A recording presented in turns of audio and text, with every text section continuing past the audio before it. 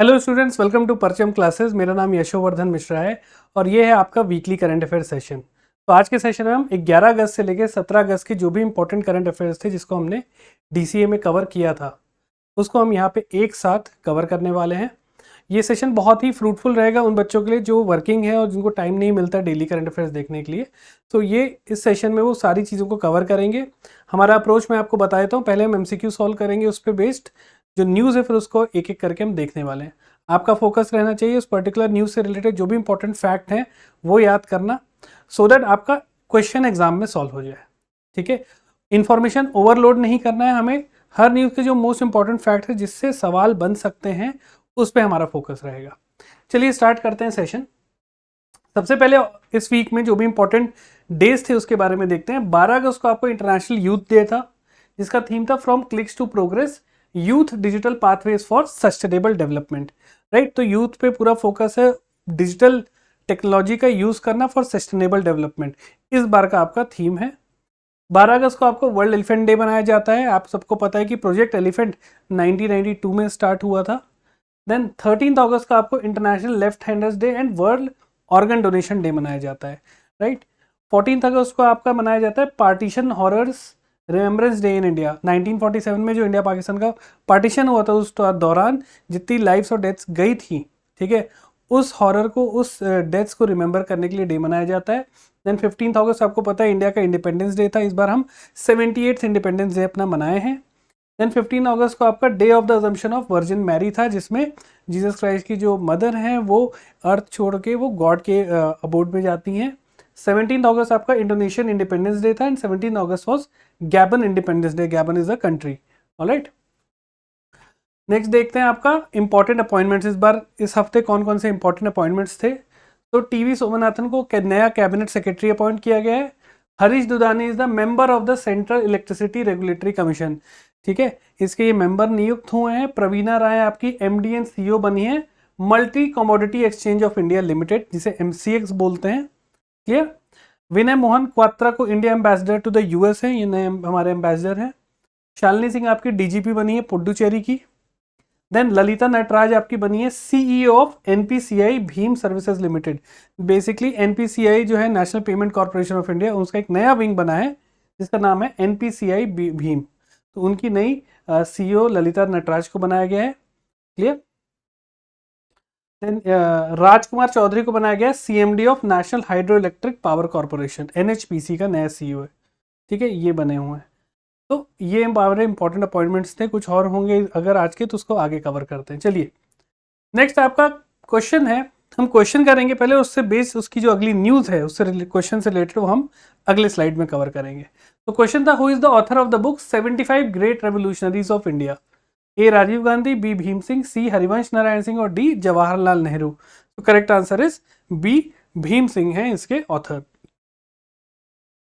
तो न्यूज जो थी इससे रिलेटेड वो थी Rajya Sabha MP Bhim Singh latest book title 75 great revolutionaries of India. इन्होंने नई बुक लिखी है और राज्यसभा के जो डेप्यूटी चेयरमैन है हरिवंश नारायण सिंह, इन्होंने अटेंड किया था इनकी बुक लॉन्च को। राइट, और बुक का पर्पस क्या है, to inspire a developed India by recognising historical sacrifices. तो इंडिया की डेवलपमेंट में जो हमारे हिस्टोरिकल सेक्रीफाइसेस हैं, हमारे फ्रीडम फाइटर्स ने जो दिया या हमारे जो लीडर्स थे उसको याद करना, सो दैट इंडिया जो उनका विजन था इंडिया उस हिसाब से डेवलप कर सके। नेक्स्ट क्वेश्चन है आपका, how long before the journey date can passenger book NaMo Bharat tickets अंदर one India one ticket initiative. ये एक रिसेंट इनिशिएटिव है, मैंने आपको पढ़ाया भी था। सो कितने दिन पहले वो बुक कर सकते हैं ticket. Correct answer is D 120 days के एडवांस में वो बुक टिकट कर सकते हैं। तो ये इनिशिएटिव था बेसिकली टूरिज्म बूस्ट करने के लिए, one India one ticket initiative. ये आईआरसीटीसी और national capital region transport corporation का इनिशिएटिव है। IRCTS Indian railway catering and tourism corporation, इन्होंने मिलकर टूरिज्म बूस्ट करने के लिए इनिशिएटिव लॉन्च किया है। पर्पस क्या है, to enhance the travel experience. Ticket book करने से लेके फाइनल डेस्टिनेशन तक पहुंचने के लिए बेस्ट एक्सपीरियंस देना, इसका पूरा पर्पस है। इसमें ये जो इनिशिएटिव है नमो भारत और इंडियन रेलवेज की ट्रेनों में रहेगा। नमो भारत ट्रेन कौन सी है, electric Indian electric multiple unit है ना। ये रैपिड ट्रांसपोर्ट सिस्टम के लिए ये ट्रेन लाई गई है। ये आप देख सकते हैं इमेज में, यहाँ पे इस टाइप की ये ट्रेन रहेगी। ऑलराइट, और इसका फर्स्ट ट्रायल दिल्ली से मेरठ के बीच में ये रैपिडेक्स को लॉन्च किया गया। रैपिडेक्स क्या है? रीजनल रैपिड ट्रांजिट सर्विसेज, कम दूरी की जगह में एकदम फास्ट ट्रांसपोर्टेशन मेथड के लिए ये होता है रैपिडेक्स। तो पहला ये ट्रायल यहाँ पे रन किया गया था। अब देखिए इस ऐप के थ्रू क्या क्या, जैसे मैंने आपको बताया, जो पैसेंजर्स हैं वो अपना टिकट बुक कर सकते हैं, उनके पास फ्लेक्सिबिलिटी रहेगी कैंसिल करने के लिए, है ना, और रिफंड लेने के लिए भी रहेगी। देन क्यूआर कोड जनरेट कर लेंगे तो प्रिंट आउट लेने की ज़रूरत नहीं है, क्यूआर कोड को स्कैन करके उनका टिकट आ जाएगा। देन तीसरी चीज़ है 120 दिन एडवांस में वो अपना टिकट भी बुक कर सकते हैं। ऑलराइट,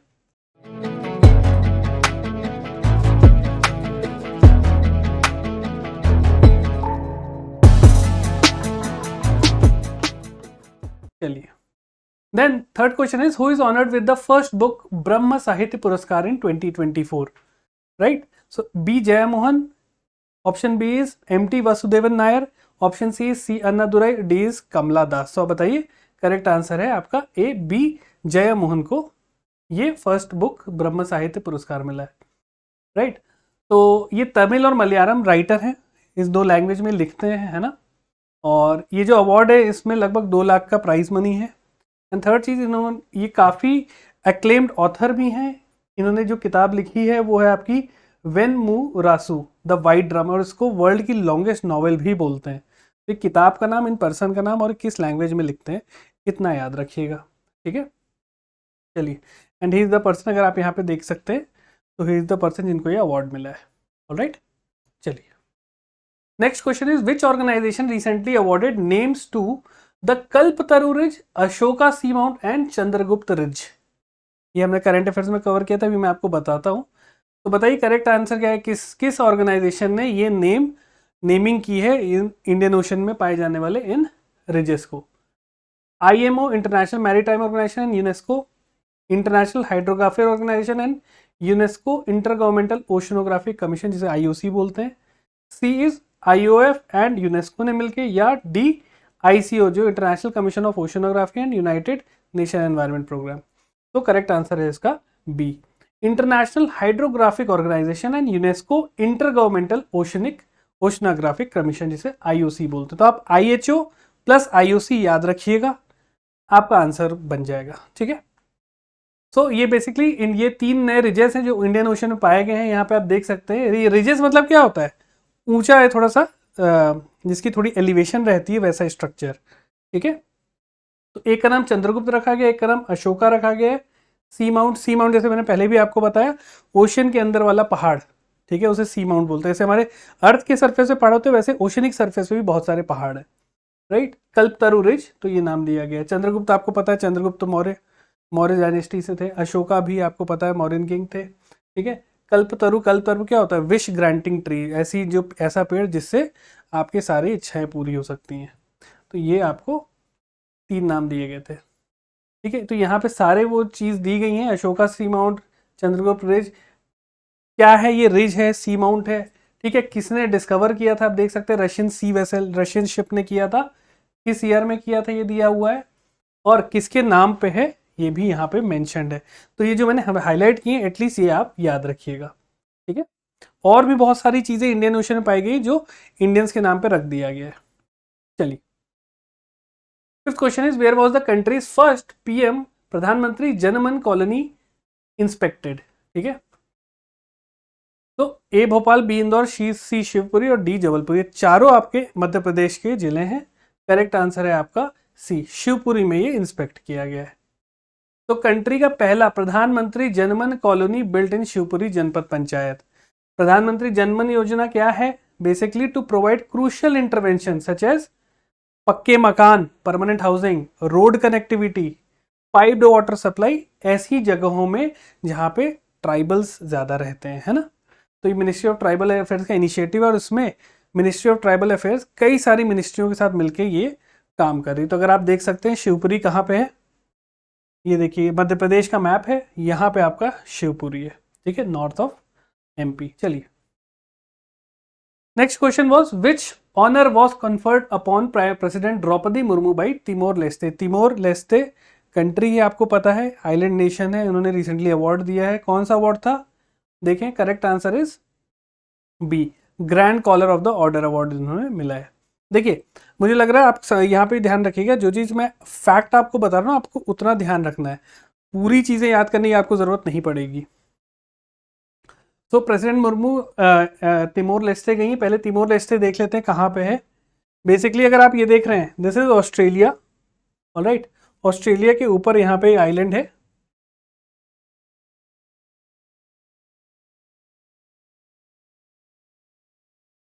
जस्ट अ मिनट, यहाँ पे ऑस्ट्रेलिया के ऊपर में यहाँ पे आइलैंड है। सो अगर आप इसको जूम इन करेंगे तो ये है आपका तिमोर एस्टे, ठीक है। इसे ईस्ट तैमूर भी बोला जाता है। ये देखिए इंडोनेशियन आइलैंड का पार्ट है, लेकिन ये अलग ही नेशन बना हुआ है। यहाँ पे आप देख सकते हैं ये अलग नेशन है, तिमोर आइलैंड बोला जाता है, ऑलराइट। ये वाला भी देखिए इंडोनेशिया पे है, लेकिन ये भी इसका ही पार्ट है, तो थोड़ा बाइफरकेटेड है, ऑलराइट। इसकी कैपिटल है दिल्ली। दिल्ली अपना दिल्ली वाला नहीं, दिल्ली है। यहाँ पे आप देख सकते हैं ये दिल्ली है ना, नॉर्थ में इस आइलैंड के। इसकी करेंसी है United State dollar, East Timor centavo US dollar, याद रखिएगा। कन्फर्ड ये इन्होंने ये अवार्ड दिया है द्रौपदी मुर्मू को, grand collar of the order of Timor Leste, ठीक है। यहाँ के प्रेसिडेंट हैं जॉस रेमोस हॉर्टा, ठीक है। चलिए, then question 7th was which country is participating as the partner country in second edition of Uttar Pradesh international trade exhibition 2024। तो कौन सी कंट्री पार्टिसिपेट कर रही है आपको बताना है। Uttar Pradesh international trade exhibition 2024 में होने वाला, और ये कहाँ होगा अभी हम आगे देखते हैं। तो करेक्ट आंसर है आपका C, Vietnam is the participating partner country, है ना। तो उत्तर प्रदेश का ये इंटरनेशनल ट्रेड शो हो रहा है ग्रेटर नोएडा में 25 सितंबर से लेके 29 सितंबर तक, ठीक है। और इस बार का जो थीम है वो है unique platform of sourcing, right. तो ये चीज आपको ध्यान रखना है। एंड देन इस बार जो पार्टिसिपेटिंग पार्टनर कंट्री है वो है वियतनाम, क्लियर। चलो, question 8 is which other institute is collaborating with Indian institute of Technology Gandhinagar on the centre for Narmada basin management, that is C Narmada project में आईआईटी गांधीनगर के साथ कौन दूसरा और इंस्टीट्यूट है जो पार्टिसिपेट कर रहा है, ठीक है।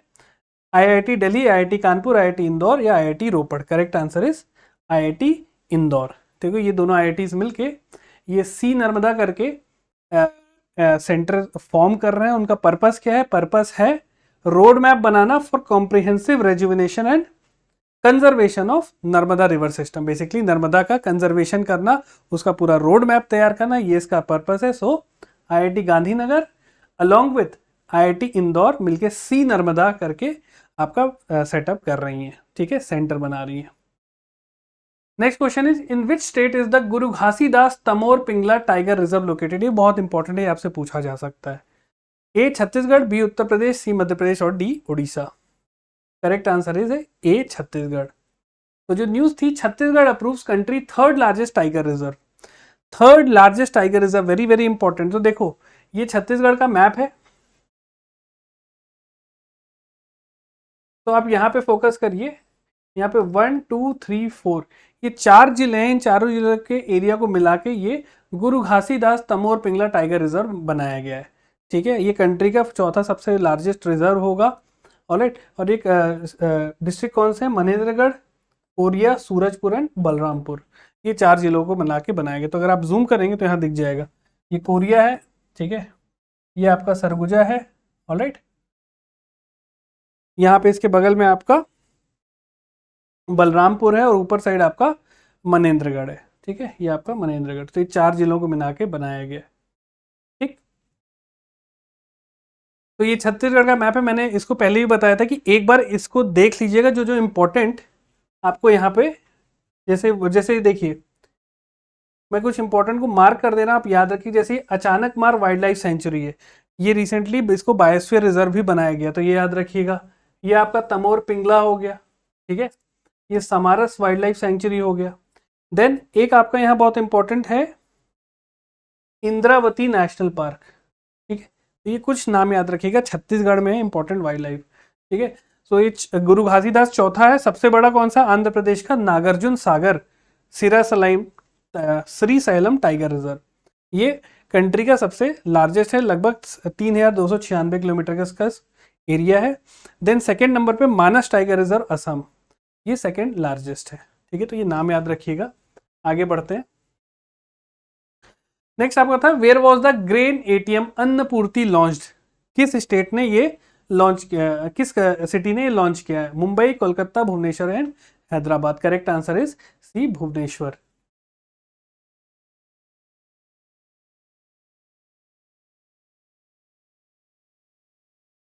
तो कंट्री का जो first, just minute, correct answer is C, यहाँ पे आ गया सी, भुवनेश्वर। चलिए, तो कंट्री का जो पहला ग्रेन एटीएम है वो लॉन्च हुआ ओडिशा में। सो ये world food programme and government of Odisha मिलके किए हैं, है ना। पर्पस क्या होता है ग्रेन एटीएम का? जैसे हमारे यहाँ नॉर्मल एटीएम होते हैं, पैसे निकालते हैं, यहाँ से उनको अनाज मिलेगा। पर्पस क्या है? पावर्टी एंड बेसिकली हंगर को दूर करना, ठीक है। हंगर नहीं रहेगा तो पावर्टी भी नहीं रहेगी, न्यूट्रिशियस बॉडी रहेगी, काम कर सकती है। जो जिसके पास न्यूट्रिशन नहीं है वो बीमार बॉडी रहेगी और वो काम नहीं कर सकती है, ठीक है। तो ओडिशा फर्स्ट स्टेट बन गया जिसने एक्सेस दिया है to public distribution system 24 hours a day, 24 घंटे में आप कभी भी जाके ले सकते हैं। तो ओडिशा याद रखिएगा, भुवनेश्वर याद रखिएगा, पहला ग्रेन एटीएम कंट्री का।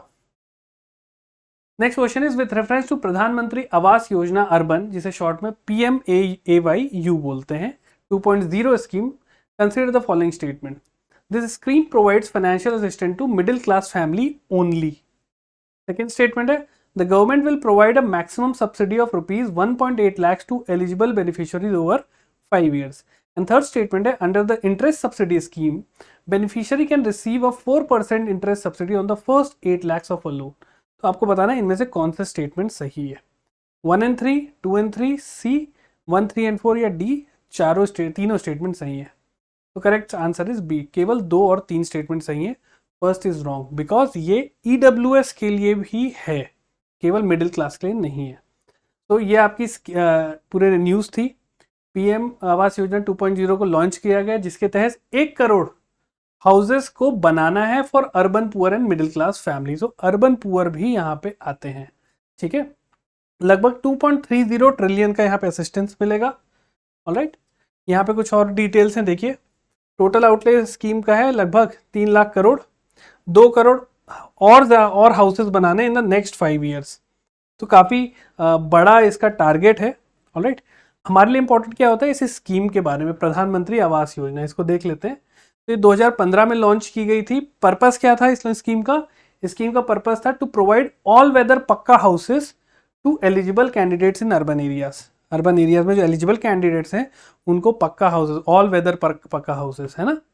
तो इसमें देखिए कौन कौन आता है। इकोनॉमिक वीकर सेक्शन भी है, लो इनकम ग्रुप भी है, मिडिल इनकम ग्रुप भी है, ठीक है। इन तीनों को एलिजिबल रहेंगे। तो ये देखिए EWS, LIG, MIG, और इसके क्राइटेरिया क्या है EWS के? जिनकी फैमिली में एनुअल इनकम, किसी फैमिली की एनुअल इनकम 3 लाख तक की है तो EWS है, 3 से 5 लाख है तो वो लो इनकम ग्रुप है, और जिनकी 6 से 9 लाख है वो मीडियम इनकम ग्रुप है, ठीक है। इसमें कुछ इंटरेस्ट सब्सिडी स्कीम है, मतलब इंटरेस्ट में छूट मिलेगी। जो भी घर बनाने के लिए लोन लेंगे उनको लगभग 4% इंटरेस्ट का छूट मिलेगा इनिशियली 8 लाख के लोन पे, ठीक है। तो ये चीज़ याद रखना है। और मैक्सिमम सब्सिडी 1.8 लाख रुपीज़ मिलेगी, ठीक, चाहे आपका कितना बड़ा भी लोन हो। तो भी 5 इंस्टॉलमेंट मिलेगी, एक साथ नहीं कि आपको 1.8 लाख दे दिया गया। Next question is according to 25th edition of women and men in India 2023 what is the projected population by 2036। देखिए रिपोर्ट आई थी, तो आपको बताना है कि इसका प्रोजेक्टेड पॉपुलेशन इन्होंने 2036 तक क्या दिया है। A 140.5 करोड़, B 152.2, C 160 और D 170। Correct answer is B 152.2 crore is the correct answer. तो ये रिपोर्ट आई थी, और ये रिपोर्ट कौन निकाली है? Women and men in India 2023। ये रिपोर्ट निकाली है ministry of static and programme implementation, MoSPI ने, ठीक है। और इन्होंने बोला है कि ये तो 2023 की रिपोर्ट है, 2036 में इन्होंने बोला है कि भारत में 152 करोड़ लोग होंगे, ठीक है। और जिसमें फीमेल का भी परसेंटेज बढ़ेगा। अभी 48.8% है वो, सॉरी 48.5% एज पर 2011 सेंसस, वो बढ़ के 48.8% हो जाएंगी वुमेन की पॉपुलेशन। ये कुछ इसमें बाकी चीज में भी दी गई थी कि जो सेक्स रेशियो है वो भी बढ़ेगा, ठीक है। अभी प्रेजेंटली 943 है, ये बढ़ के लगभग 952 हो जाएगा। देन फर्टिलिटी रेट्स यंगर जो वुमेन है उनमें कम होंगी, ठीक। और जो 39 से 25 से 29 जो यंग एज ग्रुप है उसमें जो फर्टिलिटी रेट है ना, बच्चे पैदा उसमें कम होंगे। रीजन लोग अवेयर होने लगेंगे, औरतों की लिटरेसी बढ़ेगी, है ना। तो इस वजह से इन यंग एज में बच्चे पैदा करना उनका कम होने लगेगा। लेकिन बताया जा रहा है 35 से 39 साल के बीच में फर्टिलिटी रेट बढ़ेगी, क्योंकि इस एज में आके लोग सेटल हो जाते हैं, ठीक ठाक जॉब में भी आ जाते हैं, तो ये फिर बच्चा प्लान करने का कोशिश करते हैं। ठीक है, तो ये इसकी फाइंडिंग्स थी। फिर अगेन ये जो एडोलसेंट फर्टिलिटी रेट है, यहाँ बताया गया कि जो इलिटरेट लोग हैं उनके लिए 33.9% रहेगा, और जो लिटरेट लोग हैं उनके लिए केवल 11%। मतलब डायरेक्ट कोरिलेशन दिख रहा है आपको, मतलब जो जितना पढ़ा हुआ उतनी कम फर्टिलिटी रेट, वो सोच समझ के बच्चा पैदा करेंगे। लेकिन जो कम पढ़े लिखे हैं उनके लिए बच्चे प्लान करना थोड़ा मुश्किल है, इस वजह से कई बार वो फर्टिलिटी रेट बढ़ा देते हैं। ठीक है, IMR आपका कम होगा क्योंकि अच्छी मेडिकल फैसिलिटीज आ रही है। फीमेल IMR जनरली हायर रहता है मेल IMR से। रीज़न, इंडिया में जो पेट्रियार्कल माइंडसेट है तो दे प्रिफर सन, है ना। आपने सुना होगा हरियाणा राजस्थान में फीमेल इन्फेंटिसाइड और फीटिसाइड, तो इस वजह से ये फाइंडिंग्स थी। देन यहाँ पे बताया कि अंडर 5 मोर्टेलिटी रेट, 5 साल के नीचे जो मोर्टेलिटी रेट है वो भी कम होगा आने में। तो फ्यूचर इज ब्राइट ओवरऑल, इसका कहने का मतलब आगे फ्यूचर अच्छा है। नेक्स्ट है question 13, who was recently taken charge as the DGP of Puducherry. तो जैसे हमने देखा बी श्रीनिवास, शालिनी सिंह, RS शर्मा और DMK शर्मा। तो correct answer is B, Shalini Singh. ये हमने इनिशियली अभी फर्स्ट स्लाइड में भी देखा था। तो इनको अपॉइंट किया गया है, और जो अभी प्रेजेंट DGP हैं बी श्रीनिवास, ये रिटायर हुए हैं। Question 14 is what is the title of the autobiography of K Natwar Singh, the former external affairs minister. जो हमारे एक्स एक्सटर्नल अफेयर्स मिनिस्टर थे के नटवर सिंह, उनकी बायोग्राफी का नाम क्या है। The legacy of Nehru, a memorial tribute B China diary 1956 to 88, one life is not enough, और D diplomatic footprints. Correct answer is C, one life is not enough. अब आप एक थोड़ा सा एक काम करिएगा, ये जो बाकी 2-3 बुक्स हैं इनके ऑथर का भी नाम देख लीजिएगा। ठीक है, तो रिसेंटली के नटवर सिंह पास द वे, ऑलराइट, और ये 93 के थे। ये पहले इंडिया के एम्बेसडर थे टू पाकिस्तान, राइट। और इनकी जो लेगेसी ऑफ नेहरू एक मेमोर है, और माई चाइना डायरी इनकी जो ऑटोबायोग्राफी का नाम है। तो इन्होंने 2 किताबें हैं, तो याद रखिएगा। इनकी ऑटोबायोग्राफी का टाइटल है one life is not enough, जो हमने देखा, और बाकी 2 इनकी किताबें हैं। नेक्स्ट है question number 15, what was India's overall rank in the medal tally eight Paris Olympics. India का क्या रैंकिंग थी, अगर हमने ओवरऑल मेडल जो जीते हैं उस हिसाब से इंडिया की रैंकिंग पेरिस ओलंपिक में क्या थी। 48, 68, 71 और D 85। So correct answer is C, 71। तो पेरिस ओलंपिक में इंडिया ने टोटल 6 मेडल जीते, 1 सिल्वर और 5 ब्रॉन्ज। किस किसने जीते थे आप सबको पता है, यहाँ पे देखिए लिखा हुआ है। नीरज चोपड़ा ने 1 सिल्वर जीता था, इंडियन हॉकी टीम ने 1 ब्रॉन्ज जीता है, मनु भाकर ने 2 ब्रॉन्ज जीते हैं विद सरबजोत, फिर स्वप्निल ने 1 जीता है आपका ब्रॉन्ज, एंड देन अमन सहरावत ने ब्रॉन्ज जीता है। तो यहाँ पे शूटर्स हैं, रेसलर्स हैं, जैवलिन एंड हॉकी टीम, इन्होंने जीता है। ऑलराइट, तो अगला जो समर ओलंपिक होने वाला है वो लॉस एंजलिस में होगा, और लॉस एंजलिस ये तीसरी बार इसको होस्ट करने वाली है। कुछ नए स्पोर्ट्स भी आने वाले हैं, हमारा क्रिकेट भी जिसमें से एक है। तो flag football, cricket and lacrosse and squash ये भी ओलंपिक का पार्ट बनेंगे। तो ये है, हम डिटेल पूरा आप देख सकते हैं यहाँ से। देन ओवरऑल अगर बात करें कंट्री वाइज, तो सबसे पहले आपका यूएस थी।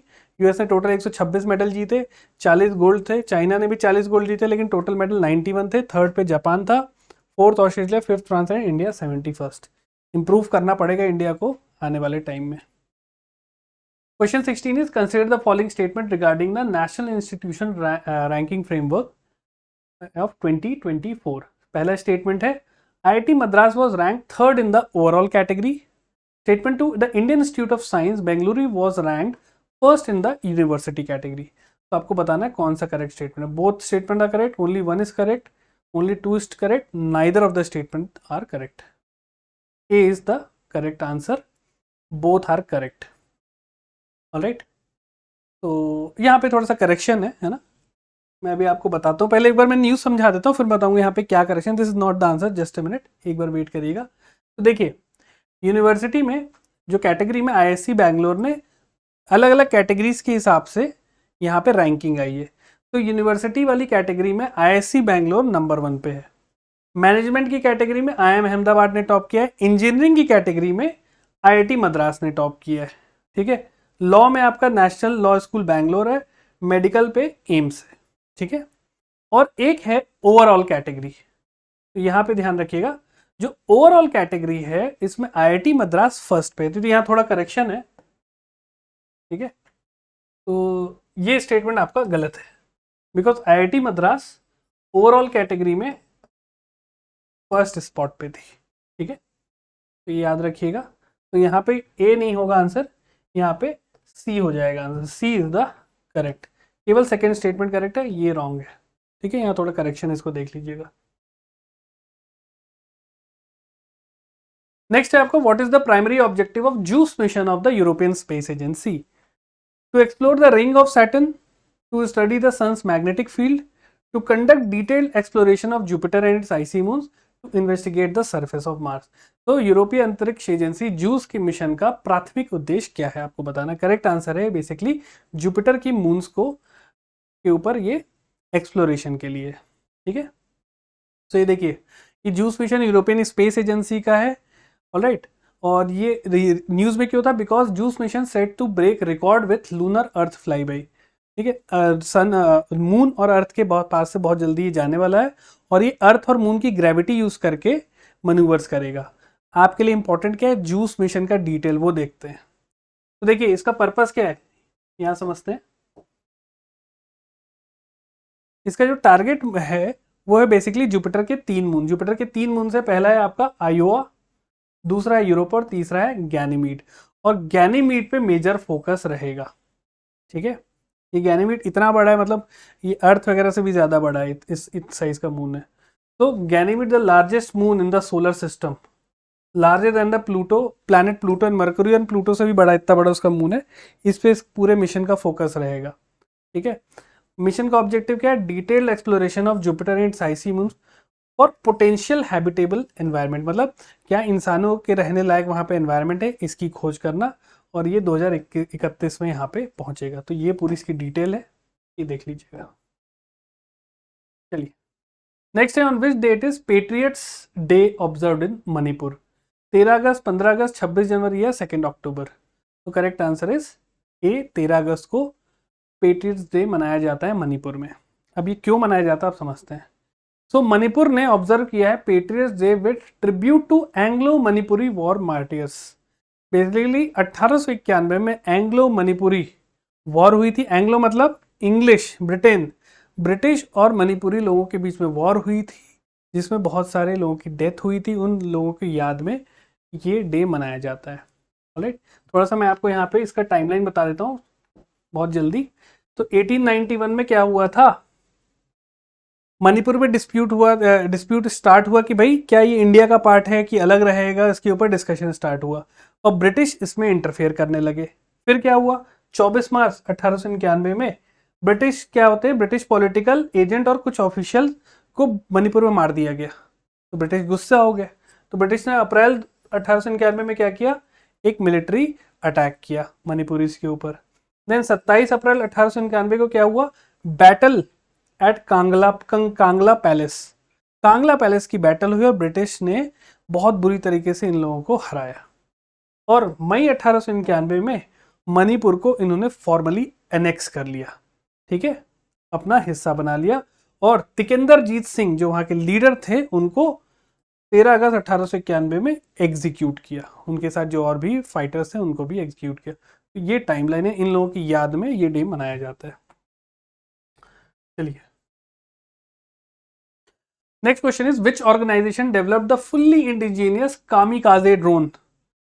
किस ऑर्गेनाइजेशन बनाया? डीआरडीओ ने, इसरो ने, नेशनल एरोस्पेस लेबोरेटरी ने, या सीएसआईआर ने, council of scientific and industrial research? तो correct answer is C, national aerospace laboratories ने ये बनाया है। न्यूज देखते हैं, इंडिया ने पहली बार डेवलप किया है इंडिजीनियस कामिकाजे ड्रोन्स। इंडिजीनियस मतलब क्या होता है, देखिए यहाँ पे 3 कीवर्ड हैं, आप लोग थोड़ा समझ लीजिए। इंडिजीनियस में जो सारी चीजें भारत में बनी है, ठीक है, एक एक पार्ट। कामिकाजे देखिए जापानीज वर्ड है, इसका मतलब होता है बेसिकली सुसाइड, ठीक है। ड्रोन्स, ड्रोन्स मतलब अनमैन्ड एरियल व्हीकल। तो अगर आप ये इमेज देख सकते हैं, इस टाइप के होते हैं, राइट। तो इनको यूएवीज बोलते हैं। सो एनएएल ने इसे बनाया है। इसका नाम देखिए क्या है, डू और डाई, करो या मरो, ठीक है, इस वजह से कामिकाज़े हैं। इनको एक और नाम बोला जाता है लॉइटरिंग म्यूनिशंस, मतलब सुसाइड ड्रोन्स। सुसाइड मतलब या तो काम करो या तो डिस्ट्रॉय। ठीक है, तो ये है, इसका रेंज लगभग ये 1000 किलोमीटर तक का इसका रेंज है, काफ़ी बड़ा रेंज है ये, और इंडिया की डिफेंस कैपेबिलिटीज़ को एनहेंस करने में इसका बहुत बड़ा योगदान रहने वाला है। नेक्स्ट है, in which specific region of India is Neelakurinji, जिसका साइंटिफिक नेम है स्ट्रोबिलेंथस कुथियाना फाउंड। ठीक है, काफ़ी कॉम्प्लिकेटेड नाम है, आपको बस नाम याद रखना है, नीलकुरिंजी। ए ईस्टर्न हिमालयस, बी वेस्टर्न घाट, सी नॉर्दर्न प्लेस और डी थार डेजर्ट। सो ये आपका वेस्टर्न घाट्स में पाए जाते हैं। तो देखिए इस फूल की एक इम्पोर्टेंस बताता हूँ। ये केवल 12 साल में एक बार उगते हैं, इस वजह से इनको कंजर्व करना, इनको इन पर ध्यान देना बहुत ज़रूरी है। ठीक है, पर्पलिश कलर के होते हैं। वेस्टर्न घाट्स में आपको पता है उनको नीलगिरीज भी बोलते हैं, पूरे पहाड़ के रेंज को। वो नीलगिरी, नील क्या है, वो इसी फूल की कलर की वजह से इसे नीलगिरी बोला जाता है, और इस फूल को नील कुरिंजी बोला जाता है। ठीक है, तो यहाँ पे तीन ये जो एंडेंजर्ड, अच्छा इसकी जो आयुसीन स्टेटस है, ये एंडेंजर्ड है। ऑलराइट, तो इसको रिसेंटली IUCN के red list of threatened species में इसको ऐड किया गया है। क्लियर, तो ये थ्रेटेंड स्पीशीज बन गई है ऑफिशियली, पहले एंडेंजर्ड थी, अब थ्रेटेंड हो गई है। तो इस टाइप से कैटेगराइजेशन है IUCN में, तो ये याद रखिएगा। Next in news was, which state has become the first in India to provide money to girl students for buying sanitary napkins. कौन सा स्टेट है? कर्नाटका, राजस्थान, दिल्ली और मध्य प्रदेश। तो इस टाइप की चीज़ें मध्य प्रदेश में ही होती हैं, D is the correct answer, है ना।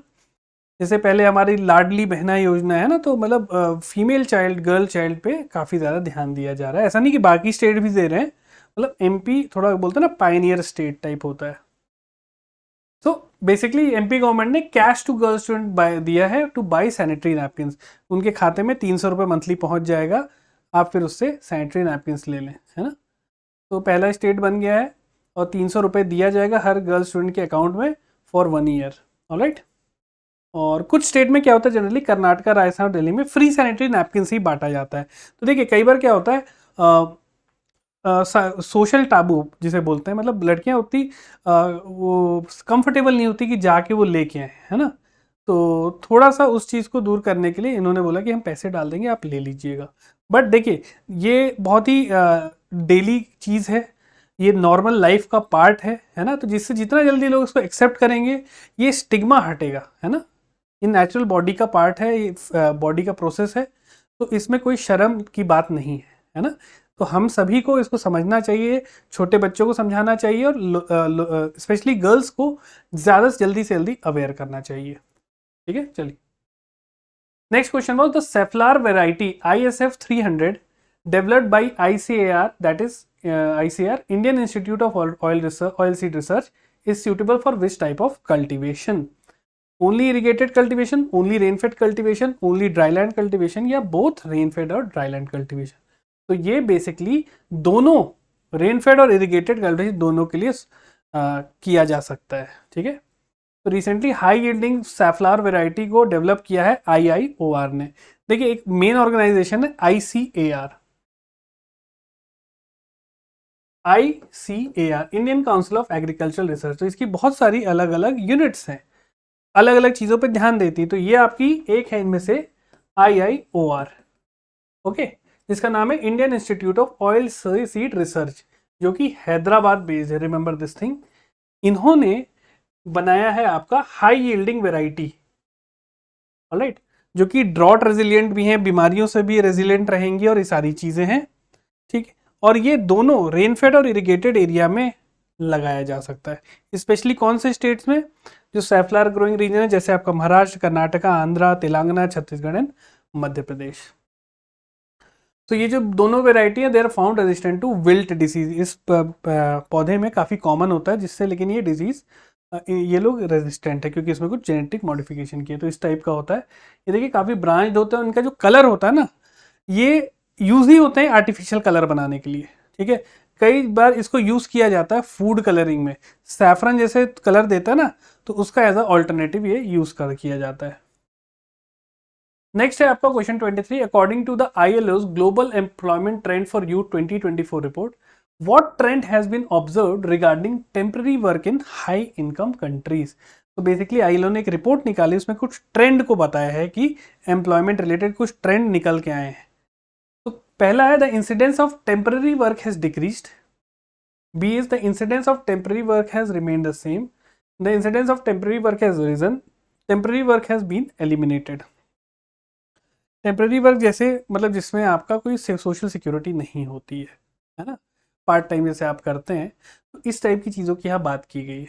तो करेक्ट आंसर इज सी, ये बढ़ी है। ऑलराइट, तो आपका न्यूज़ था, ILO की रिपोर्ट थी, है ना। रिपोर्ट का नाम था global employment trend for youth 2024 report. ये रिपोर्ट कौन निकालता है? International labour organisation. आप लोग मुझे कमेंट सेक्शन में बताएंगे ILO को हेडक्वार्टर कहाँ पे है, ठीक है।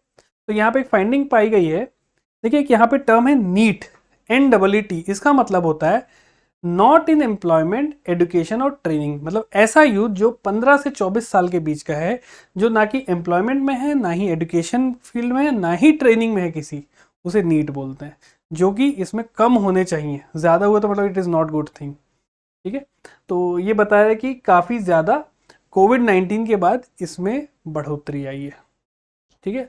कोविड से पहले जो सिनारियो था उसको उस टाइम जो एम्प्लॉयमेंट सिनारियो था ना, वैसा अटेन नहीं हो पाया है अभी तक, और बहुत ही अनइवन है। कई जगह तो बढ़िया नौकरी मिल रही है, लेकिन कई जगह ऐसी बहुत जगह जहाँ नौकरियाँ ही नहीं है, यहाँ बहुत कम है।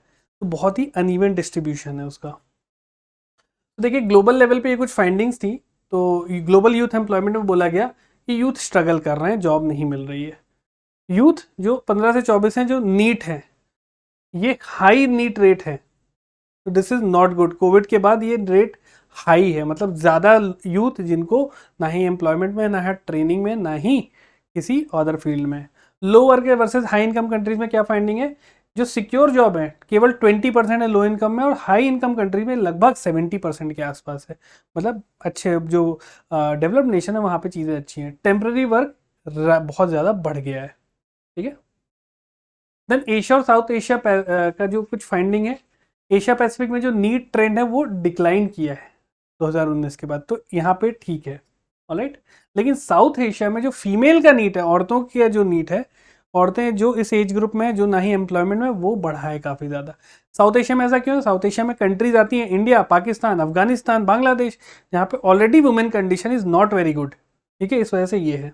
देन जेंडर गैप भी बहुत ज़्यादा है, ठीक है। 2025 का प्रोजेक्शन है कि जो यूथ अनएम्प्लॉयमेंट है वो ड्रॉप करेगा, मतलब जो फ्यूचर है वो बताएं कि बेहतर है, होने वाला है, ऑलराइट। बताया गया साउथ एशिया में जो सबसे ज़्यादा एम्प्लॉयमेंट दे रहा है वो है एग्रीकल्चर सेक्टर, जो आप भारत में भी देख सकते हो। तो ये कुछ फाइंडिंग्स थी। Next question is who will head the newly formed NPCI भीम सर्विसेज लिमिटेड। तो हमें भी देखा, आपकी B is the correct answer, Lalitha Natarajan को बनाया गया है। तो इस पर हमने इनिशियली देखा भी था। तो इनको अपॉइंट किया गया है, और राहुल हांडा ये NBSL के चीफ बिजनेस ऑफिसर होंगे। वहाँ पे इनिशियली वो नाम गलत दिया हुआ था, तो आप यहाँ से देख सकते हैं राहुल हांडा को बनाया जाएगा। Question 25 is which dengue vaccine developed in India and now in phase 3 clinical trial is recognized as country's first indigenous dengue vaccine। उस डेंगू वैक्सीन का नाम क्या है जो अभी third phase of clinical trial में है, और इसको कंट्री की पहली इंडिजीनियस डेंगू वैक्सीन, मतलब भारत में ही, इंडिजीनियस वर्ड मतलब भारत में ही बनी है। DengiAll, Dengivax, Dengishield या Dengiprotect. Correct answer is DengiAll, नाम याद रखिएगा। तो ICMR एंड पनाशा बायोटेक ने इनिशिएट किया है first dengue vaccine phase 3 clinical trial. तो आपको याद रखना है इसका नाम है डेंगी ऑल। आपको डेंगी पता है कि क्यों होता है, किस मॉस्किटो से? तो नाम है आपका एडीज एजिप्टी मॉस्किटोज की वजह से ये आपका डेंगू होता है, ऑलराइट। कैरियर आपका एडीज एजिप्टी मॉस्किटो होता है इस टाइप के। तो थोड़ा देखिए, ये बरसात का सीजन है, आप सभी लोग थोड़ा इन मच्छरों से सावधान रहिए, है ना। ऑल आउट वगैरह यूज़ करिए, घर के दरवाजे शाम वगैरह में बंद करके रखें, है ना, ठीक है। और हो सके जहाँ पे ज़्यादा मच्छर है वहाँ मॉस्किटो नेट वगैरह यूज़ करें। आजकल तो वो भी आ गया हैंड रैकेट वगैरह, उसको भी यूज़ कर सकते हैं।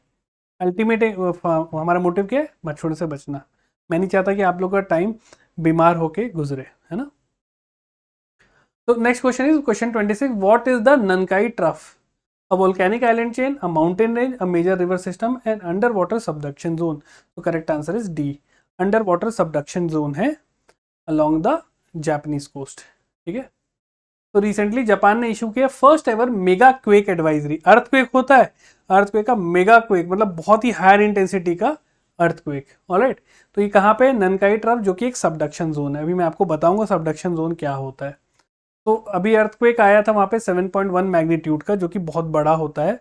तो उन्होंने एडवाइजरी जारी की कि एक मेगा क्वेक आ सकता है। ऑलराइट, तो ये ये नंकाई ट्रफ के पास है। नंकाई ट्रफ एक है आपका basically subduction zone along south west Pacific coast. अब मैं आपको समझाता हूँ ये है क्या। तो यहाँ देखिएगा आप लोग, देखिए आपको पता है बहुत सारी टेक्टोनिक प्लेट्स है। अगर आप यहाँ मैप में देख सकते हैं, जैसे ये अफ्रीकन प्लेट हो गई, ये अरेबियन प्लेट, ये इंडियन प्लेट, तो वैसे ही ये आपकी यूरेशियन प्लेट है। ओके, तो ये यूरेशियन प्लेट है और ये है आपकी फिलीपींस प्लेट। ठीक है, ये वाली छोटी वाली। ओके, ये आपकी फिलीपींस प्लेट है। तो क्या हो रहा है अगर मैं यहाँ पे दिखाऊं, ये आपकी यूरेशियन प्लेट है ई, और ये आपकी फिलीपींस प्लेट है। तो ये दोनों आपस में टकरा रही हैं, और जिसकी वजह से क्या हो रहा है, सबडक्शन हो रहा है फिलीपींस प्लेट का। मतलब यूरोपियन प्लेट ऐसे और फिलीपींस प्लेट इसके नीचे आ गई है। और ये जब नीचे आती है इसके, यहाँ पे वोल्केनिक एक्टिविटी से ये वाला जो पोर्शन है ये डिस्ट्रॉय होने लगता है, और इस वजह से अर्थक्वेक आता है। इससे बोलते हैं जहां पे प्लेट नीचे जा रही दूसरे प्लेट के, लाइक दिस, इसे बोलते हैं सबडक्शन जोन। ऑलराइट, तो यहाँ पे है, देखिए यहाँ मेंशन भी है, Eurasian plate collides with Philippines sea plate, और जिसकी वजह से क्वेक आ रहा है। ऑलराइट, चलिए नेक्स्ट है, which facility designated and developed the LRGB Gaurav. LRGB Gaurav basically bomb है, glided bomb, long range glided bomb LRGB। तो किसने बनाया, रिसर्च सेंटर इमारत, NAL ने, नेशनल एरोस्पेस लेबोरेटरीज, DRDO ने, या इसरो ने। Correct answer is research centre Imarat. तो DRDO ने एक इसकी टेस्ट फ्लाइट की थी जिसमें सुखोई फाइटर प्लेन से इस बॉम्ब को लॉन्च किया था। ऑलराइट, और ये ओडिशा के कोस्ट पे इसको प्रैक्टिस किया गया है।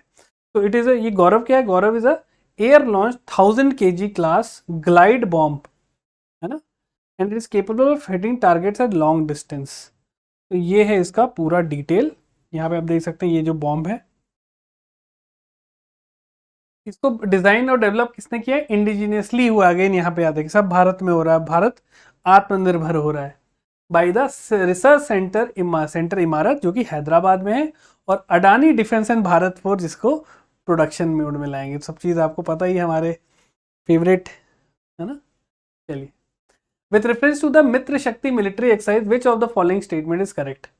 A, it is the 10th edition being conducted in Sri Lanka. It is held between Indian Army and Nepalese Army.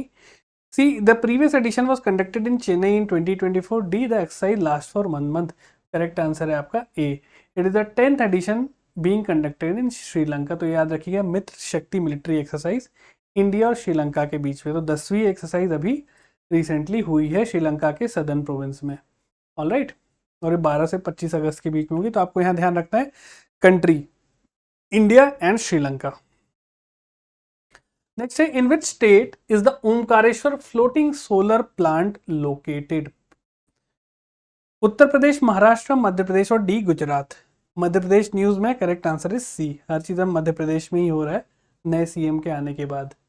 तो देखिए, नॉर्थ इंडिया का लार्जेस्ट फ्लोटिंग सोलर प्रोजेक्ट को कमीशन किया गया ओमकारेश्वर। ओमकारेश्वर जो है आपकी मध्य प्रदेश की खंडवा डिस्ट्रिक्ट में आती है। ऑलराइट, और ये जो फ्लोटिंग सोलर प्लांट है ये ओमकारेश्वर डैम पे बनाया गया है। It is a gravity dam on Narmada river. ठीक है, नर्मदा रिवर यहाँ पे आप इंपॉर्टेंट याद रखिएगा किस रिवर के ऊपर है। और it is the biggest solar park in India. Solar park India का सबसे बड़ा है, और floating solar project is central India and north India का सबसे बड़ा है। ये थोड़ा डिफरेंस यहाँ पे याद रखिएगा। 90 मेगावाट का एनर्जी ये जनरेट करेगा। तो ये union ministry of renewable energy के तहत इसको डेवलप किया गया है, और इस प्रोजेक्ट को एग्जीक्यूट किसने करा है, SJVN ग्रीन एनर्जी। ऑलराइट, इस पूरे प्रोजेक्ट की कॉस्ट लगभग 646 करोड़ रुपए है, और इस प्रोजेक्ट का एम क्या है, कार्बन फुटप्रिंट को कम करना। क्योंकि solar energy is a clean energy. Next है which prize did the ministry of science and technology recently withdraw it support for. किस अवार्ड से इन्होंने अपने को विड्रॉ किया है, पहली बार ऐसे सुनने में आया है। तो UNESCO Kalinga prize, Pulitzer prize for science writing, national science award और D Padma Bhushan in science. A is the correct answer. UNESCO Kalinga prize से मिनिस्ट्री ऑफ साइंस ने अपने को विड्रॉ कर लिया। तो very strange news. So Naveen Patnaik ji हैं, फॉर्मर सीएम है जो उड़ीसा के, इन्होंने अर्ज किया है सेंटर से कि भैया आप ऐसा ना करें, और वो बहुत इंपॉर्टेंट अवार्ड है, एक उड़ीसा की लेगेसी है, इनके फादर ने उसको स्टार्ट किया था। तो ये आग्रह कर रहे हैं, अब देखिए क्या होता है। तो ये इन्होंने आग्रह किया है, पूरी डिटेल दी है। UNESCO Kalinga prize for popularisation of science, science को पॉपुलराइज करने के लिए ये अवार्ड दिया जाता है। अब देखिए ये अवार्ड जो है यूनेस्को का ओल्डेस्ट अवार्ड है ना, और ये इंस्टीट्यूट किया गया था, फॉर्मर जो सीएम थे नवीन पटनायक जी के जो फादर साहब थे लेजेंडरी बीजू पटनायक जी ने, इन्होंने 1952 में इसको स्टार्ट किया था। और ये जो विनर होते हैं इसके, ये सेलेक्ट होते हैं यूनेस्को के director general on the recommendation of 5 members. तो एक 5 मेंबर्स की जूरी होती है, उनके रिकमेंडेशन पे फाइनली ये सेलेक्ट होते हैं। तो ये काफ़ी बड़ी लेगेसी है, तो इसको स्टॉप करने के लिए उन्होंने बोला कि मत स्टॉप करें। और मिनिस्ट्री ऑफ साइंस ने लगभग 2001 से इसको सपोर्ट कर रही है, तो पता नहीं क्यों उनसे लगभग $40,000 का यूएस कैश प्राइज इसमें रहता है। और it is the only international award from India in the field of popularisation of science. तो बिट स्ट्रेंज न्यूज़, बट देखते हैं आगे क्या होता है। Question 31 is which institute has delivered triboelectric nano generator TENG, TENG short में, based shoe sole energy harvesting units to the Defense Research and Development Organization। DRDO को ये TENG टेक्नोलॉजी किसने दी है? JNU Jawaharlal Nehru university, Indian institute of science Bangalore, national institute of technology Trichy और IIT Indore. Correct answer is D, IIT Indore ने एक शू बनाए हैं। Basically इसमें क्या है, ट्रैकिंग मैकेनिज्म रहेगा, जो कि हमारे सोल्जर्स और साथ ही साथ ऐसे लोग जो कि डिमेंशिया या भूलने वाली बीमारी से ग्रसित हैं, उनके लिए ये शूज़ काफ़ी काम के रहेंगे, सो दैट उनके लोकेशन बहुत ईजिली ट्रैक किए जा सकें। जैसे आपको पता है हमारे जवान कई बार फाइट होती हैं, कुछ होता है, तो कई बार वो खो जाते हैं या उनकी बॉडी कहीं और चली जाती है वगैरह, डेथ्स होती है, तो इसके थ्रू वो ट्रैक किए जा सकते हैं, है ना। जैसे आपने न्यूज़ सुनी कुछ टाइम पहले एक टैंक पूरा बह गया था सोल्जर्स के साथ, तो इस टाइप से बहुत ज़्यादा कैजुअलिटीज़ होती है, तो उनको ढूंढने में दिक्कत होती है, तो शूज़ से काफ़ी हेल्प मिलेगी। तो मेडिकल में भी, डिफेंस सेक्टर में भी, दोनों में काफ़ी हेल्पफुल है। तो टैंक याद रखिएगा, TENG tribo electric nano generator, और IIT इंदौर ने इसको डिज़ाइन किया है। What are geoglyphs and petroglyphs? These are type of ancient form of arts involving images or design on surfaces, modern technology articraft, historical manuscripts या D musical instrument। Correct answer is A। ये basically rocks या surface पे की जाने वाली painting होती है। तो न्यूज़ बेसिकली थी ancient Maharashtra rock art declared protected monument by Maharashtra government. तो ये जो बेसिकली आर्ट है जो कि रॉक के ऊपर की गई है, इसको प्रोटेक्टेड मॉन्यूमेंट के तौर पे महाराष्ट्र गवर्नमेंट ने डेजिग्नेट किया है। ऑलराइट, ये देखिए इसको बोलते हैं पेट्रोग्लिफ्स। तो ये ड्यूट करके जगह है रत्नागिरी में, वहाँ पे पाया है ये पेंटिंग। तो ये मेजोलिथिक एरा जो कि 10 से 20,000 साल पहले की है, इसको प्रोटेक्टेड मॉन्यूमेंट की कैटेगरी में लाया गया है महाराष्ट्र गवर्नमेंट द्वारा। ऑलराइट, तो ये जो जियोग्लिफ्स और पेट्रोग्लिफ्स क्या होते हैं, इमेजेस और डिजाइन ऑन अर्थ सरफेसेस और रॉक सरफेस, मतलब अर्थ की सरफेस पे, जमीन पे या फिर रॉक पे जो करते हैं उसको बोलते हैं जियोग्लिफ्स। जो अर्थ, जियो मीन्स अर्थ है ना, उस पे करेंगे उसको जियोग्लिफ्स, पेट्रो मीन्स रॉक, तो पेट्रोग्लिफ्स जो रॉक के ऊपर की जाती है। नेक्स्ट है who is the current chairperson of the SEBI security and exchange board of India? Ajay Tyagi, Madhabi Puri Buch, U K Sinha, CB Bhave. Correct answer is Madhabi Puri Buch. तो रिसेंटली आपको पता है हिंडनबर्ग रिपोर्ट आई थी, तो उन्होंने एक्यूजेशन किया है, डाला है इनके ऊपर कि she is involve with mister Adani और इन्होंने इनको भी कुछ पैसे दे रखे। तो ये एक्यूजेशन है, वो ट्रू है फॉल्स है, that is a different thing.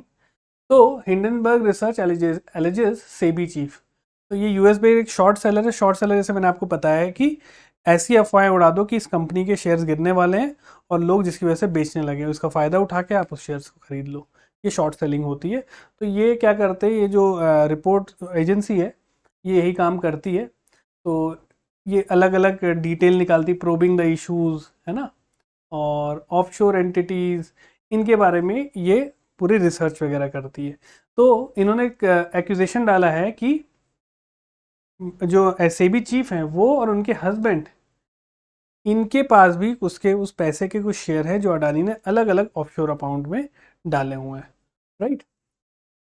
तो ये आपकी सेबी चीफ है, इनको देख लीजिए। और इन्होंने नकारा है कि सारे ब्लेम्स गलत हैं और कैरेक्टर असैसिनेशन का ये तरीका है। थोड़ा सा मैंने यहाँ पे टाइमलाइन बताया है, थोड़ा जल्दी से आपको बता देता हूँ। तो हुआ क्या था, 24 जनवरी 2023 को हिंडनबर्ग ने एक्यूज़ किया कि अडानी ग्रुप में बहुत ज़्यादा फाइनेंशियल इरेगुलरिटीज़ हैं और जिसकी वजह से इनके जो शेयर से लगभग 10% से ड्रॉप किए। फिर 2 मार्च 2023 को क्या हुआ, सुप्रीम कोर्ट ने सेबी को ऑर्डर किया कि भाई आप इसकी जांच करो और हमें रिपोर्ट दो। 8 मार्च को 6 दिन के अंदर ही रिपोर्ट आ गई कि इन्होंने बोला कि कोई इरेगुलरिटी नहीं, सब बढ़िया है। फिर 24 जनवरी को 2024 जनवरी में सुप्रीम कोर्ट ने एक प्ली आई थी कि भाई इसकी सीबीआई जांच कराई, सुप्रीम कोर्ट ने उसको कैंसिल कर दिया। फिर अभी रिसेंटली 10 अगस्त को अगेन हिंडनबर्ग ने एलिज किया कि सेबी चीफ और उनके हस्बैंड का इन्वेस्टमेंट अडानी के साथ लिंक्ड है। फिर इन्होंने बोला कि भाई ऐसी सब चीज़ गलत है, ऐसा कुछ नहीं है, तो सब बढ़िया बढ़िया है, मतलब, है ना। तो ये पूरी टाइमलाइन थी, मैंने आपको थोड़ा ब्रीफली बता दिया है। Next question is consider the following statement. Statement 1 is the Pradhan Mantri Jeevan Yojana has been extended until 28-29। Second statement is the financial outlay for the scheme for 2018-19 to 23-24 is 1969.5 crore rupees। तो कौन सा स्टेटमेंट सही है? Correct answer is A, both statement 1 and 2 are correct. तो इसको news देख लेते हैं। तो कैबिनेट ने प्रधानमंत्री जीवन योजना को 5 साल के लिए इनके एक्सटेंड कर दिया है और फंड्स इसमें इन्फ्यूज करेंगे। तो देखिए जीवन योजना क्या है आपकी, जीवन मतलब होता है जैव ईंधन, ऑर्गेनिक सोर्सेस से फ्यूल, ऑर्गेनिक फ्यूल बेसिकली। तो जैव ईंधन, वातावरण अनुकूल फसल अवशेष निवारण, सिंपल है। जैव ईंधन मतलब ऑर्गेनिक चीजों से ईंधन बनाना, तो वातावरण अनुकूल मतलब एनवायरमेंटल फ्रेंडली फसल अवशेष निवारण, मतलब जो क्रॉप रेसिड्यू रह गए हैं, जैसे आप गेहूं गए तो स्टबल रह जाता है ना, उसको सही तरीके से डिस्पोज ऑफ करना, ये होता है उसका पूरा मतलब, है ना। तो इस स्कीम का पर्पस क्या है भाई, किसान जो स्टबल जो बच जाता है उसको जलाएगा कब, नहीं जब उसको उसका कुछ फायदा मिले। तो ये स्कीम प्रोवाइड करती है remunerative income to the farmers for their agricultural residue, addresses environmental pollution, obvious सी बात है उसको जलाएंगे नहीं तो एनवायरमेंटल पोल्यूशन नहीं होगा। Create local employment opportunities, obvious सी बात है अगर स्टबल है उसको अगर हमको किसी चीज़ में कन्वर्ट करना है तो उसके लिए टेक्नोलॉजी लगेगी, फैक्ट्रीज लगेगी, तो वहाँ एम्प्लॉयमेंट आएगा, है ना। And contribute to India's energy security and self reliance, तो जब उससे एनर्जी बनाई जाएगी तो उससे इंडिया की सेल्फ सफिशिएंसी और सेल्फ रिलायंस बढ़ेगा, ये पर्पस है। और इससे किया भी गया था। तो देखो स्कीम 2019 में लॉन्च की गई थी, फाइनेंशियल आउटलेट इतना था इसका। नोडल मिनिस्ट्री इसकी ministry of petroleum and natural gas, alright. और इसमें बायोफ्यूल्स है ना, ऑर्गेनिक फ्यूल्स, बायोफ्यूल्स को बनाने पे इसमें फोकस दिया जाता है, ठीक है। इस स्कीम के तहत जो पहला 2G इथेनॉल प्रोजेक्ट था, second generation ethanol, ethanol is again a fuel, ये आपका पानीपत हरियाणा में IOCL ने, इंडियन ऑयल ने स्टार्ट किया था 10 अगस्त 2022 को, और PM ने इसको इनॉग्रेट किया था, है ना। अब जो दूसरे 2G प्रोजेक्ट्स आ रहे हैं वो आपके आ रहे हैं BPCL, HPCL और NRL बना रही है बरगढ़ उड़ीसा में, भटिंडा पंजाब में और नुमालीगढ़ असम में। नुमालीगढ़ असम में देखिए ध्यान रखिएगा एक ऑयल रिफाइनरी भी है, ऑलराइट। भटिंडा भी एक यहाँ पे ऑयल रिफाइनरी है। तो अगेन यहाँ पे बायो फ्यूल बनाए जाएंगे, ये नाम याद रखिएगा आप। नेक्स्ट है what is the primary goal of the Munal satellite, to map minerals, B to monitor air pollution level, C to track satellite communication और D to build vegetation density database। तो D is the correct answer, vegetable density database बनाने का इसका primary goal है इसमें, इस satellite का। तो इस सैटेलाइट के बारे में देखते हैं। तो recently ministry of external affairs और NSIL क्या है आपका, बेसिकली इसरो की कमर्शियल आर्म है। इसरो का जो कमर्शियल चीज़ों को जो देखती है, बिजनेस को देखती है, उसका नाम है new space India limited, NSIL। तो इन्होंने एक MOU साइन किया है to grant assistance for the launch of Munal satellite. Munal satellite basically Nepal की सैटेलाइट है, नेपाल बिल्ट म्यूनाल सैटेलाइट। और इनको ये आपका फाइनेंशियल असिस्टेंस प्रोवाइड करेंगे। इस सैटेलाइट का पर्पस है वेजिटेशन डेंसिटी अर्थ के सरफेस में कितने, उसका डेटाबेस तैयार करना। Alright, next question is under the मुख्यमंत्री लड़की बहन scheme how much financial assistance will be eligible women receive per month, कितना रुपए दिया जाएगा। देखिए मध्य प्रदेश में लाडली बहना योजना थी, वैसे ही ये आपकी स्कीम आई है, अभी आपको डिटेल बताऊंगा। सो कितना रुपए दिया जाएगा सहायता राशि, बी 1500 रुपए पर मंथ। तो ये आपकी डिटेल है। महाराष्ट्र ने लॉन्च किया है ये 1500 रुपए पर मंथ एड अंदर लड़की बहन स्कीम। मध्य प्रदेश की लाडली बहना योजना, महाराष्ट्र की लड़की बहन स्कीम। तो एमपी महाराष्ट्र के जो डिप्टी सीएम है देवेंद्र फडणवीस, उन्होंने स्टार्ट किया है। ठीक है, तो 1500 रुपये पर मंथ आएगा, तो ये आपको ध्यान रखना है। ऑलराइट, तो देखिए इसमें मेंशन भी है कि जो स्कीम है शिवराज सिंह की जो लाडली बहना योजना है उस पर ये बेस्ड है। और इसके तहत जो अंडर प्रिविलेज्ड औरतें हैं, जिनकी अंडर प्रिविलेज का मतलब क्या है, जिनकी एनुअल फैमिली इनकम 2.5 लाख तक की है ना, और जो कि 21 से 65 साल की है, उनको पर मंथ इतना पैसा मिलेगा। चलिए नेक्स्ट है आपकी which space technologies are used in the development of Krishi DSS platform. ठीक है, कौन सी स्पेस टेक्नोलॉजी यूज हो रही है इसमें बताना है आपको। रीसैट 1 है and VEDAS, GSAT 10 and Cartosat 2, INSAT 3DR and NISAR, D Astrosat and Meteosat. Correct answer is आपका RISAT 1A and VEDAS, A is the correct answer. एक होमवर्क कर लीजिएगा, कार्टोसैट, एस्ट्रोसैट, निसार, इन 3 के बारे में थोड़ा सा पढ़ लीजिएगा कि ये सैटेलाइट किस काम आती है। ऑलराइट, इंपॉर्टेंट है। चलिए, सो सेंट्रल ने अनवीर किया है Krishi DSS, a satellite based platform to support farmers. Basically satellite का यूज करके किसानों को बताया जाएगा किस तरीके का क्रॉप उगाओ, कितना पानी डालो, कौन से पेस्ट आ सकते हैं, कौन से डिजास्टर से तुम्हारा क्रॉप प्रभावित हो सकता है। तो बेसिकली टेक्नोलॉजी का यूज करके एग्री फार्मर्स को सपोर्ट करना उनकी खेती में, ये इसका पर्पस है। ऑलराइट, तो basically crop management and productivity कैसे बढ़ा सकें फार्मर्स, ये सब सैटेलाइट के थ्रू बताया जाएगा। तो इसमें देखिए, ये देखिए, ये it will utilise satellite imagery to deliver early warning about potential disasters, जैसे मैंने आपको बताया, such as pest attack and extreme weather phenomena. और इसको डेवलप करेंगे यूजिंग रीसैट 1A, ये सैटेलाइट है आपके, and VEDAS of department of space. तो ये 2 चीजें याद रखिएगा। नेक्स्ट है consider the following wetland sites, Nanjarayan bird sanctuary, Kazhuveli bird sanctuary, Tawa reservoir, Keoladeo national park and Chilika lake. Which of the above given wetlands are recently been designated as Ramsar site. इनमें किनको Ramsar sites में अभी recently add किया है। A only 1 and 4, B 1, 2 and 5, C 1, 2 and 3, D all of the above। तो C 1, 2 and 3 ऊपर की 3 को Nanjanarayan bird sanctuary, कजूवेला bird sanctuary, Tawa reservoir को अभी रिसेंटली रामसार साइट में ऐड किया है। Again one homework, Keoladeo national park और चिल्का लेक ये किस स्टेट में है ये बताइएगा। मैं एक हिंट दे देता हूँ, चिल्का लेक आपका उड़ीसा में है, केवलादेव आप ढूंढ लीजिएगा। चिल्का लेक के बारे में थोड़ी और डिटेल भी पढ़ जरूर लीजिएगा। तो रिसेंटली न्यूज़ था कि ये 3 जो आपकी बर्ड सेंचुरी है, जो कि इसमें कि Nanjarayan bird sanctuary, Kazhuveli bird sanctuary, Tawa reservoir, इनको रामसार साइट बना दिया गया। अब इस वजह से इंडिया में टोटल रामसार साइट्स आपकी 85 हो गई हैं। ऑलराइट, तो टोटल 85 हो गई हैं। तो ये जो 2 है, Nanjarayan bird sanctuary, Kazhuveli bird sanctuary, ये तमिलनाडु में है, और तवा रिजर्वायर आपका मध्य प्रदेश में है। ऑलराइट, तो ये हफ्ता ऑलमोस्ट मध्य प्रदेश के ही ऊपर था पूरा। ये 2 फैक्ट्स आप याद रखिएगा।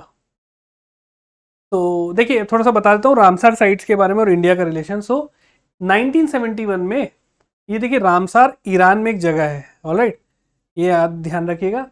तो 1971 का ये कन्वेंशन है और India is one of the contracting parties. 1982 में इंडिया इसका सिग्नेटरी बना था। ठीक है, और 82 से लेके 2013 तक हमारे यहाँ 26 साइट्स थी, फिर 2014 से 24 तक 59 और ऐड हुई। तो आज के टाइम में हमारे यहाँ 85 टोटल साइट्स हैं। सबसे ज़्यादा साइट्स रामसार साइट किस स्टेट में है? तमिलनाडु। ऑलराइट, देन उसके बाद उत्तर प्रदेश में। ये फैक्ट याद रखिएगा। Question 39 was Kempegowda International Airport KIA in Bengaluru has become the first in Asia to receive which of the following accreditation? कौन सा इनको accreditation मिला है Kempegowda Airport को? Level 3 accreditation, 4, 5 या Platinum accreditation? So correct answer is Level 5. C is the correct answer. तो ये पहला accreditation, इनको पहला एयरपोर्ट है इंडिया में जिनको Level 5 accreditation मिला है. ये आपका बेंगलुरु में है. Again very crowded place. ठीक है. लेवल 5 एक्रेडिशन क्यों मिला है? बिकॉज इस एयरपोर्ट ने 95.6% रिडक्शन किया है एमिशंस में. Alright, green house gas emissions को 95.6% तक इन्होंने कम किया, जिस वजह से ये पहले एयरपोर्ट बने हैं. ठीक. तो इस एयरपोर्ट का टारगेट है to achieve net zero green house gas emission by 2050. 2050 तक ये नेट जीरो एमिशन करना चाहते हैं. Next and the last question is who has been appointed as the DGP, Director General of Enforcement Directorate, ED. हमारी government की favourite organisation है ना, favourite agency. सो ये न्यूज़ में भी बनी रहती है. तो इसके नए डायरेक्टर किसको बनाया गया है? राहुल नवीन, संजय कुमार, रमेश शर्मा और अमिताभ सिंह. तो correct answer is A, Rahul Naveen को नया डायरेक्टर अपॉइंट किया गया है ईडी का. तो is the person very very important person, यहाँ ध्यान रखिएगा. ये सीनियर IRS ऑफिसर है. ठीक है. तो इनको अपॉइंट किया गया है और ये अभी करेंटली स्पेशल डायरेक्टर हैं ईडी के. ठीक है.